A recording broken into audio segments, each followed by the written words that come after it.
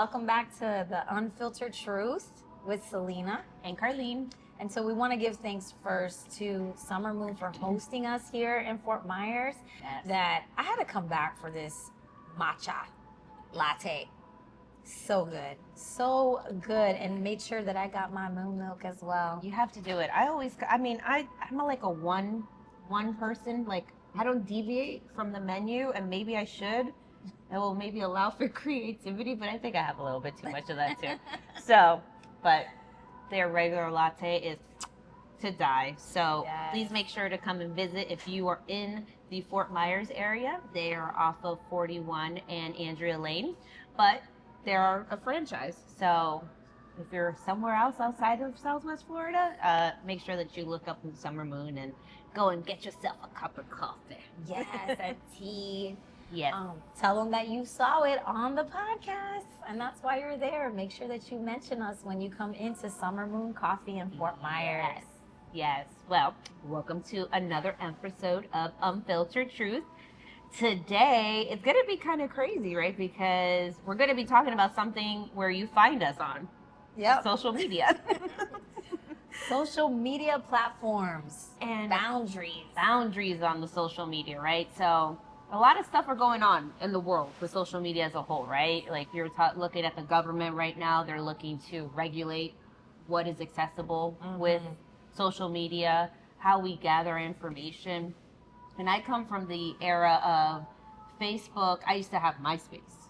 Yes. Like that was my starting point in all this. I had MySpace. You had your top 10, right? Yes.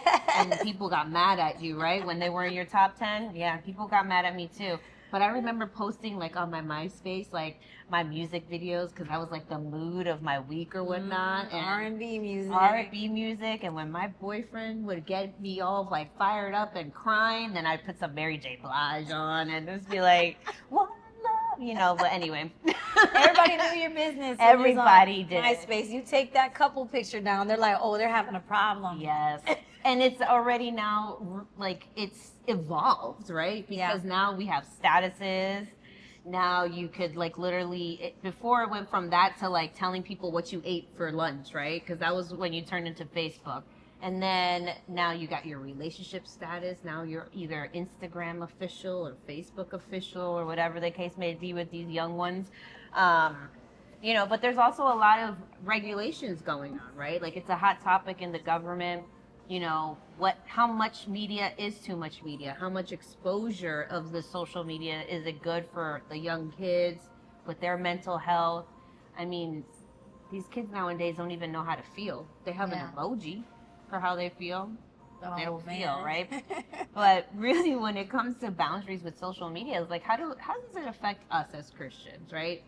How does it affect the lines where they get blurred? Because there's a lot of ideas. Like for me, there's an idea of like in Revelations, it talks about all the world will hear the Son of Man when he comes back, right? Mm-hmm.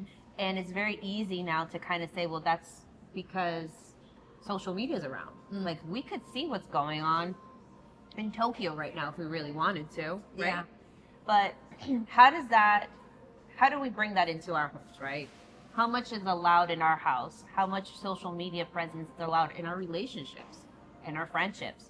So really that's what we're gonna touch on. Gotta break it down today for. So what's appropriate to share on social media first? Mm-hmm. So how are we displaying ourselves when we're on social media? So if we're called to be set apart, are you literally having a line to where you have a form of privacy that's on there, privacy for your relationship, privacy that aligns with your values, right? Avoiding anything that comes that might compromise or cause harm or compromise trust, create misunderstanding. So it's literally being responsible on being mindful of what it is that you're putting on social media.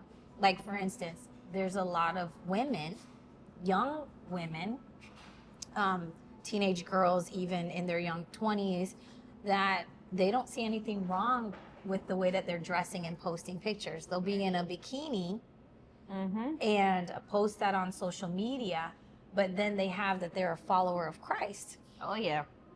And so it's not coming to judge. It's coming to say, how are you imitating him? Yep. Right? Because those type of pictures, what kind of attention, whatever picture that I'm putting up, what kind of attention Are you drawing? am I drawing? Yep. Right? And the other way too is, what are you digesting?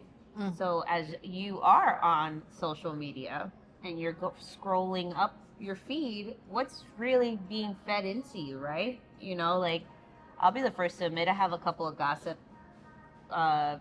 people that I follow, you know, on Instagram, and that's kind of where I get my fun culture, pop culture news, right?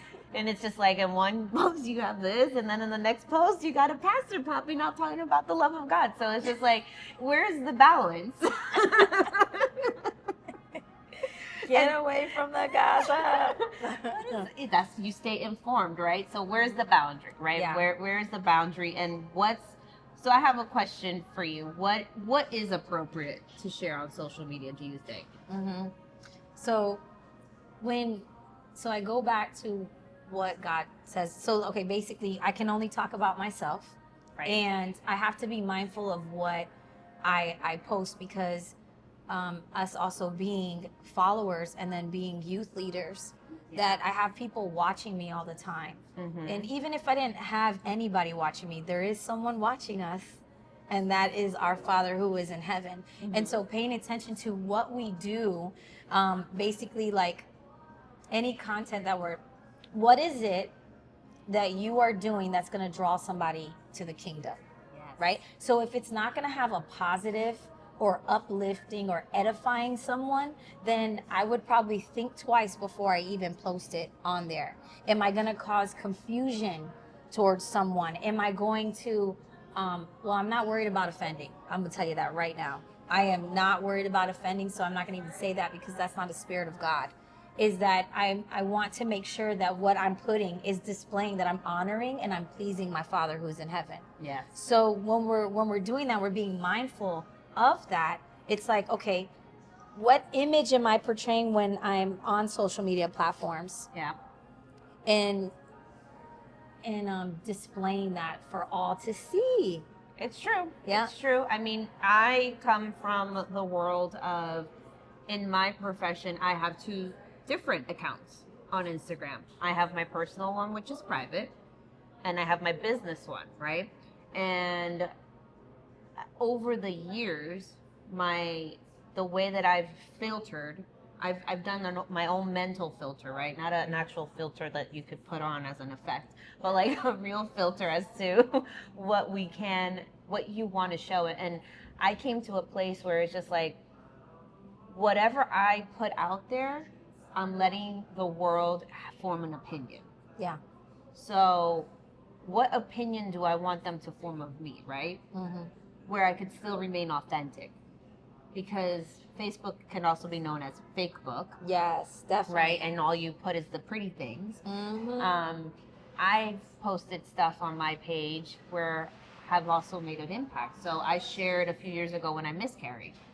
And I put my whole story, and it's one of my posts, and it's probably one of the most liked posts on my Instagram, but not because of, oh, I'm so sorry that this happened to you. It was that I had people connected with me from high school that I hadn't spoken to since graduation, saying how brave they thought I was and how they went through it. Like, other women, I've gone through this too, and I'm so ashamed to speak about it. Yeah, because you're going to win them over with your testimony. Right. So it's about, for me, the boundary is whatever you're putting on there, let it be a testimony to where you are at that moment. Yeah.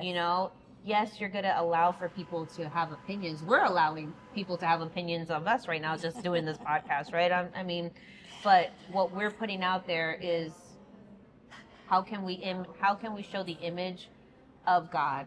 Yes. Good, bad, and ugly. Yeah. But again, it's just, how do we respect that privacy?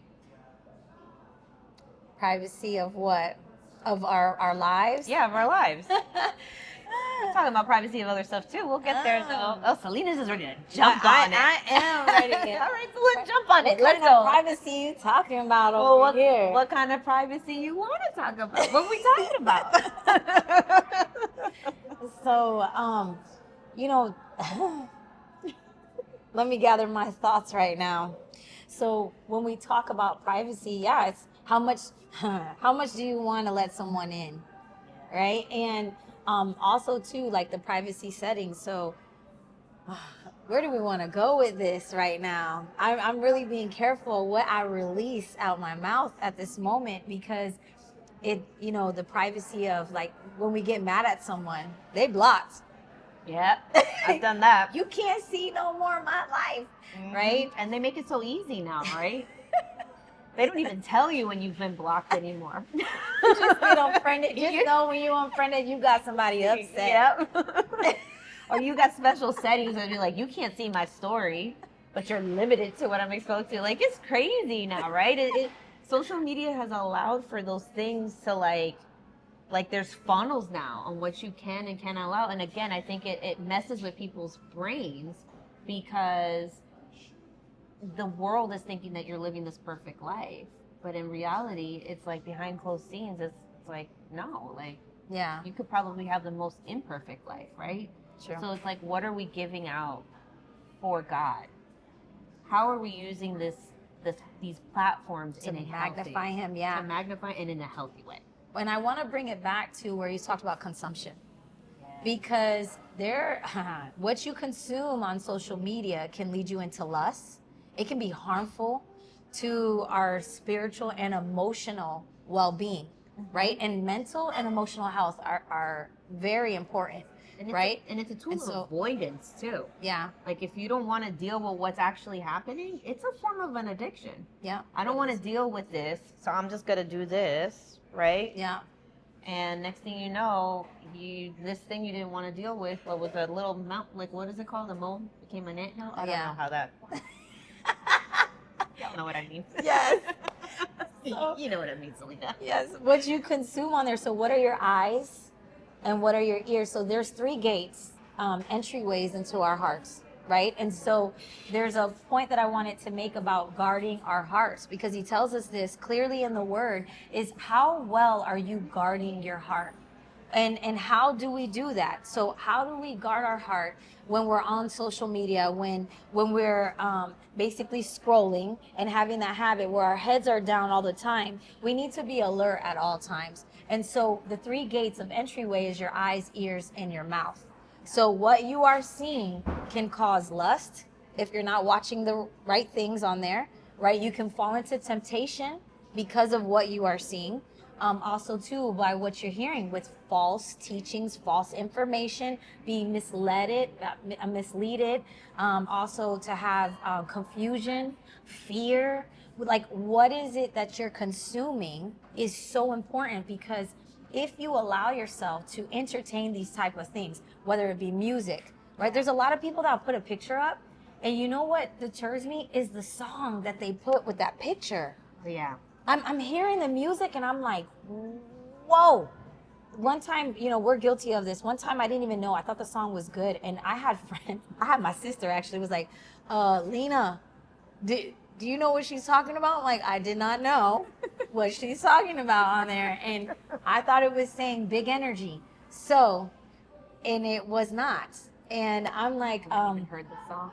It's not a good song. Okay. And so we have to be careful and mindful of what we're doing and what we're associating ourselves with, because he calls us daily to be set apart. You know what it just reminded me of too? Sidebar. You are bad with the music thing.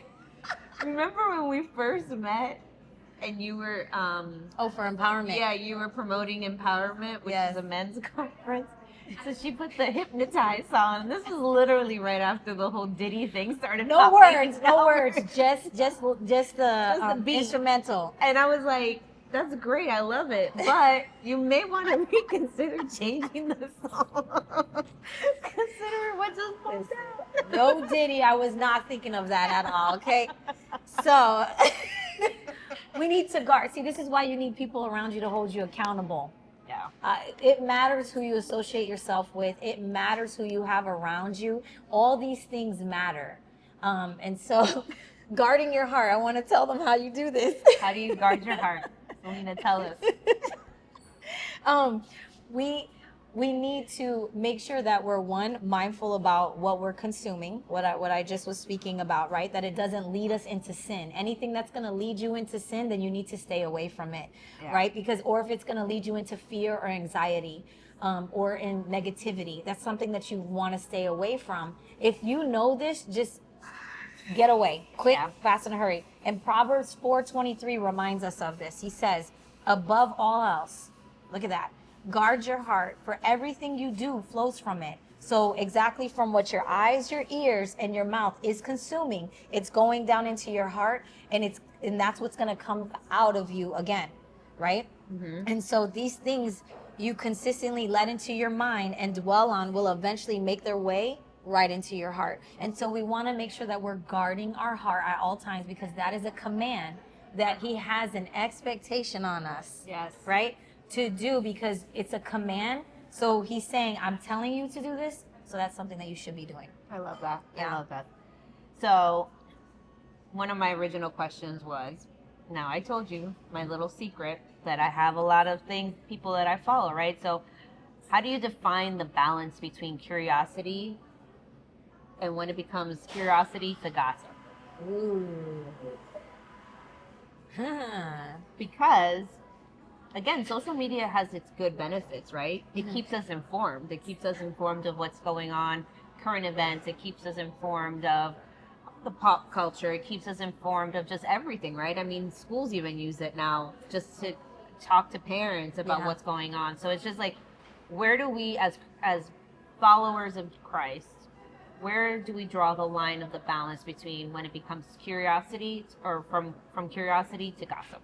So we want to make sure that we're avoiding the gossip and slandering. So if you know that it's going into like slandering someone, being negative, making sure that it's like something that it's going to spread easily on social media. And so he tells us this, our talk, we need to make sure that what we are taking in, right?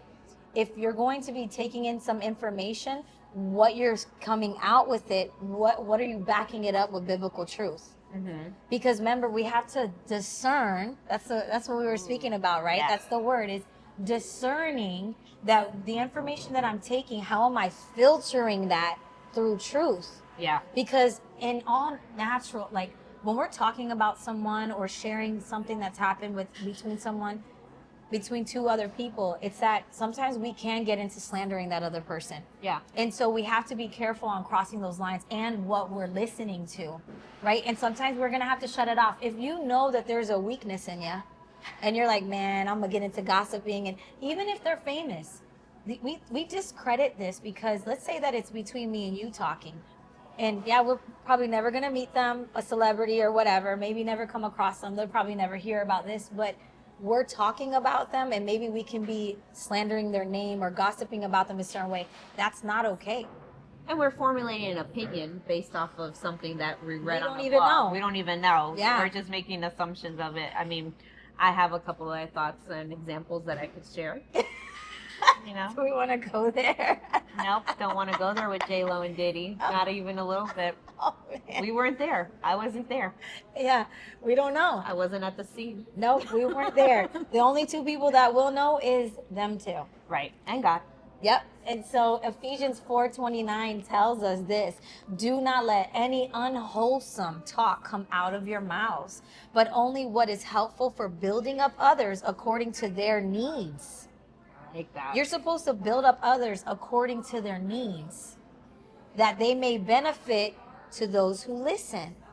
So literally, that making sure that what you're speaking about, what you're spreading, is going to benefit that other person on that, you know? I like that. Yeah. And it's true, because, I mean, again, even when we do it with celebrities, I mean, at the end of the day, I think, you know, as a parent, you're always talking about how these celebrities should be examples, right? Like good examples to the children. But who are we if we're just all like up in their biz like that, going like, look who Taylor Swift is dating now. She don't got any good luck. No, we can't do that. We just know the facts. Yeah. She is currently dating a football player.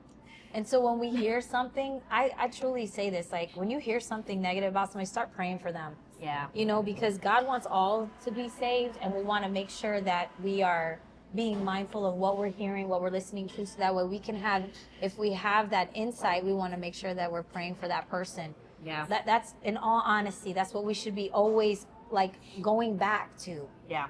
So that leads me to this question. How do social media habits affect trust? Ooh, that's a good one. Let me count the ways. Well, we already kind of talked about it a little bit, where social media now allows for so many ways to funnel out truths or half truths, right? And like now even on your DMs, like you could do vanish modes.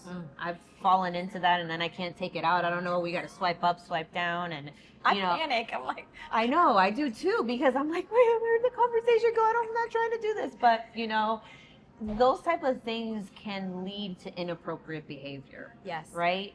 And having access to those kind of tools, knowing that they're out there, can allow a person to think that it's okay for them to not speak to their spouse about something. Or it could allow for, well, it's here for a reason. Let me trust it out and see what's going on, right?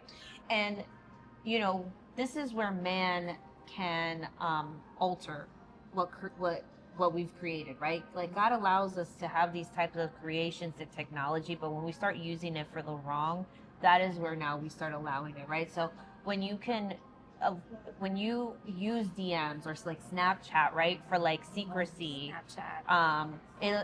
it takes away the transparency in a relationship or in a friendship, right? Because you could be gossiping about a friend on that. And I don't want this one to see it, so let me put on the Snapchat and it disappears in 10 seconds. I don't know how long that thing goes.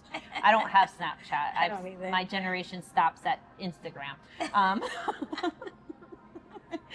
You know, but what we allow for that type of stuff to happen, it can become a form of distraction. Yeah. It does. And we need to make sure that when we know what social media is capable of doing. Yeah. Social media is capable of informing at a mass, but it's also can be there to lead us into lust or anger or Yes. temptation. It could lead us into these pitfalls and allow people to do or even interact with us in a negative way, Yeah. right? Setting boundaries on what you follow. Correct. Setting boundaries on what you like, setting boundaries on what you're engaging in. Yeah. It can help avoid those moments of falling into a place where it's affecting trust between a relationship, between you and another person, whatever the case may be. But if you're able to set healthy boundaries, you know what is going to tempt you, Yeah. right?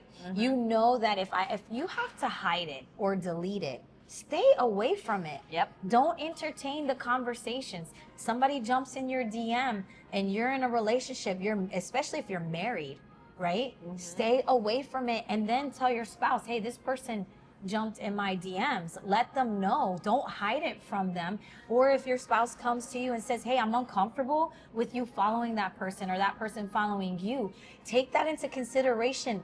Take them off. Yeah. Who cares? Right? And sometimes we argue back with our spouses because we feel like, oh, you're not going to control me. You're not going to tell me what to do type thing. And it's like, who's more important?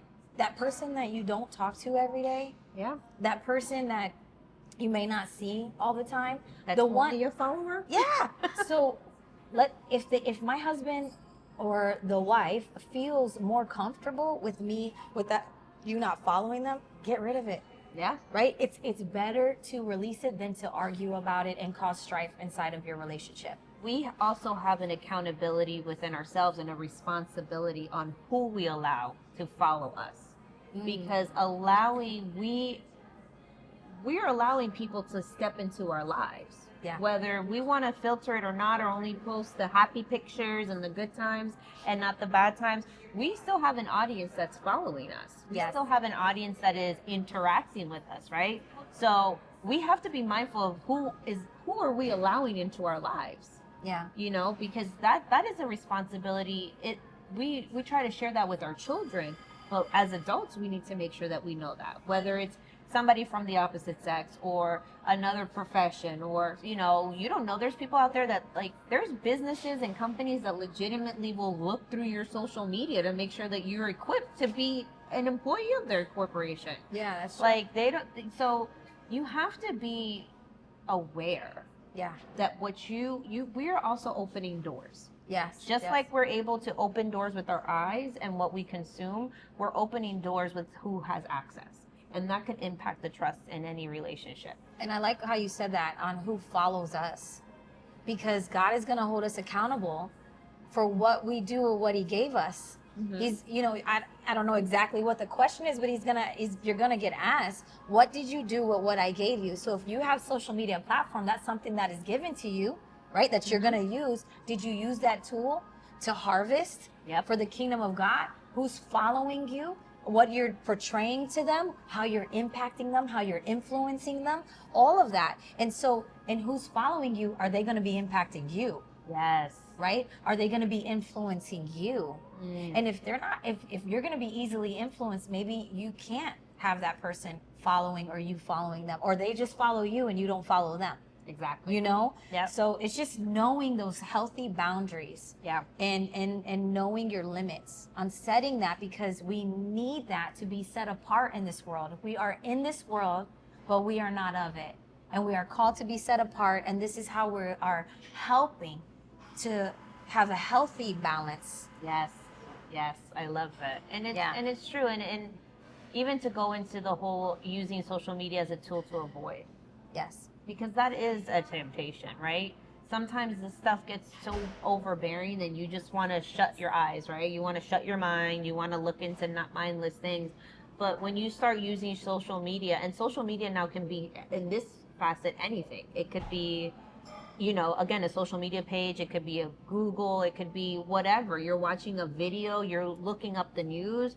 There's a lot of negative things that people read on social media and stuff, right? And so the more that you start consuming those negative things, guess what's going to come out of you? Negative thoughts, negative idealisms. It says, the Bible strictly says that, right? That we have to guard our heart. Mm-hmm. We talked about it already. We really need to guard our heart, and we need to guard our minds with what it is, because we act based on what's inside. So if inside what we're feeding it is just news about terrible things that are happening, or I have this conversation with my husband all the time where he's just like, he knows of a murder that happened in the middle of Wichita, Kansas, and I'm like, dude, we're not even there. Like, why do you even know this? And it's just like, it's a seed that gets planted. Yes.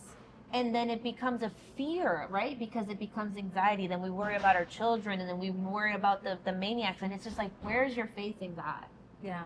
Where's your faith in the one true King? Where is your faith in the things that we go? Not to, like, just a couple of days ago, what happened on New Year's Eve in Bourbon Street, right? With that. I didn't even know that. Yeah, but there was that terrorist attack that happened, right? Yeah. And so, who are you? Are you the person that's gonna just go into the rabbit hole and figuring out who this was and where he came from and what did he do and what was his motives? Or are you going to use that information and then ask God to protect you and your family, to continue to protect you and your family? Are you going to put your faith into what you're consuming outwardly in this world? Or are you going to give it to God? Yeah. Right? Well, to piggyback on that, right, is that when we hear something negative like that, it's like going into a mode of start not only protecting our family, but also those victims, praying for those people, praying for the man that felt led to drive his truck. I don't know all the details on that, but how a lot of people were injured. Did he shoot too? Was there a shooting as well? There was a shooting. It's so like praying for that person, like what? We may never understand the reason why, right? But we know that this is evil and this was a demonic, because it's the spirit behind that person. And so this is why it's important. If we're guarding our hearts, right, there's no open doors for an entryway for anything for the enemy to have access to us, right? And so when we're avoiding those temptations and we're avoiding these things that we don't want any fear or anxiety to come in, what is he telling us about this in 1 Corinthians? What does he say about it? So 1 Corinthians 10:13 says, no temptation has overtaken you except what is common to mankind. So 1 Corinthians 10:13 says, no temptation has overtaken you except what is common to mankind.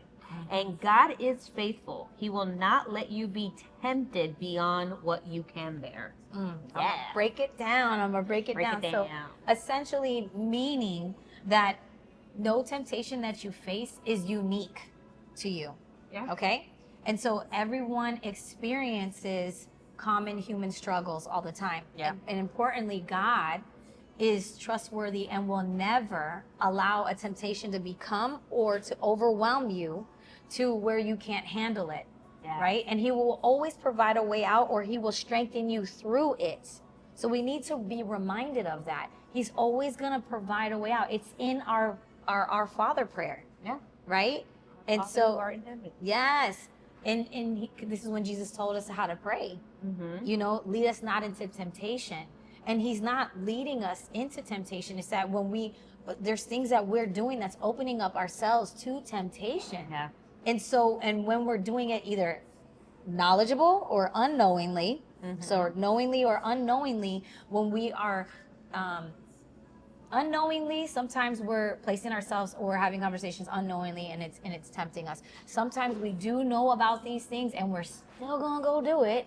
I don't understand that. And so he's saying that I'm gonna provide a way out for you, and I'm not gonna allow it to overtake you. This is a promise that he has given us. Yeah. And so we want to make sure that we're mindful of that. Yeah.